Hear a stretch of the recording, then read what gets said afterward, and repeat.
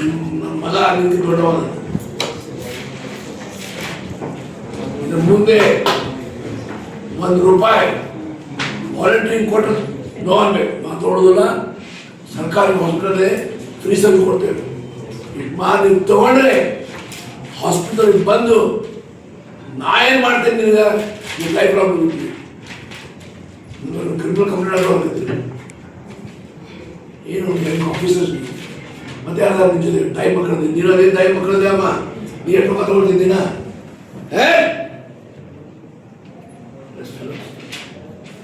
ಯಾರು ಒಂದು ದುಡ್ಡು ಕೇಳುವ ಅಧಿಕಾರಿ ನಿಮಗೆ ಕೊಟ್ಟರು ತಗೊಳ್ಬಾರ್ದು. ಯಾಕೆ ಕೊಡ್ಬೇಕು? ಏನು ಖುಷಿ ಮನೆ ನೀ ಕೊಡ್ತಿ ನಿನ್ನ ಮಗ ನೀ ಎಷ್ಟು ಮಕ್ಕಳದ ಯಾರು ಖುಷಿ ಕೊಟ್ಟಿದ್ದಿ ನಿನ್ನ ಮಕ್ಕಳದ ಯಾರು ಡಾಕ್ಟರ್ ಮಕ್ಕಳದ ಕೊಟ್ಟಿದ್ದೀವಿ ಖುಷಿ.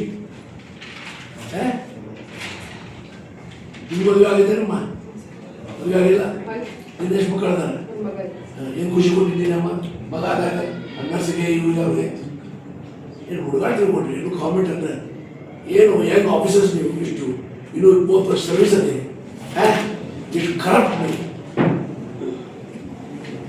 ಪ್ರೊಸೀಡಿಂಗ್ ಹಾಕಿ. ನನ್ನ ಗಮನ ಬಂದಿದೆ ತಾಯಿ ಮಕ್ಕಳ ಹಾಸ್ಪಿಟಲ್ನಲ್ಲಿ ಡೆಲಿವರಿ ಆಗುವ ಸಮಯದಲ್ಲಿ ಕೆಲವು ಆಸ್ಪತ್ರೆಯ ಸಿಬ್ಬಂದಿಯವರು ಹಣ ಕೇಳ್ತಾ ಇದ್ದಾರೆ, ಹಣ ಪಡ್ಕೊಳ್ತಾ ಇದ್ದಾರೆ ಅಂತ.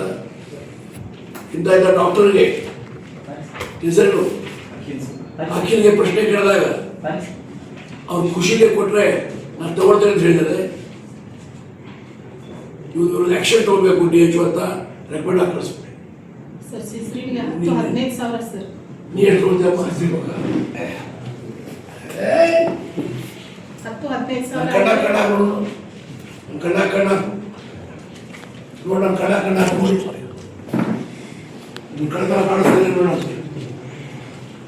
ನನ್ನ ಕಣ್ಣ ಹಾಕಿ ಕೊಡುದು ನಿಮಗೆ.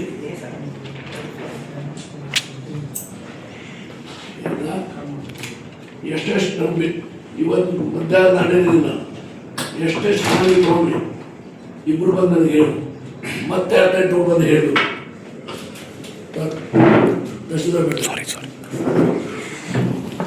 ರಿಫಂಡ್ ಆಗ.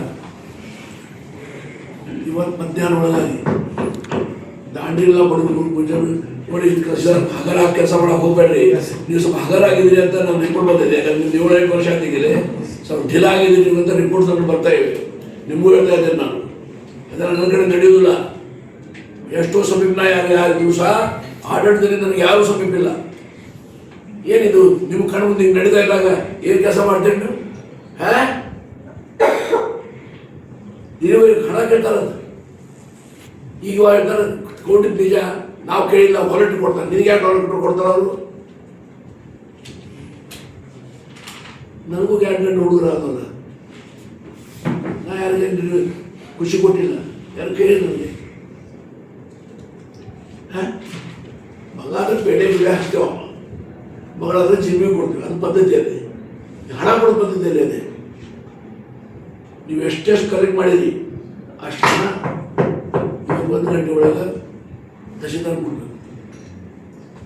ಮುಟ್ಟಿಲ್ಲ ಅಂದರೆ ನಾವು ಪೊಲೀಸ್ಗೆ ಹೇಳ್ತೇನೆ, ಕಂಪ್ಲೇಂಟ್ ಲಾಂಚ್ ಮಾಡ್ಬೇಕು. ನಿಮ್ಗೆ ಏನಾದರೂ ನನ್ನ ರೆಸ್ಪಾನ್ಸಿಬಿಲಿಟಿ ಇಲ್ಲ ಹೇಳು.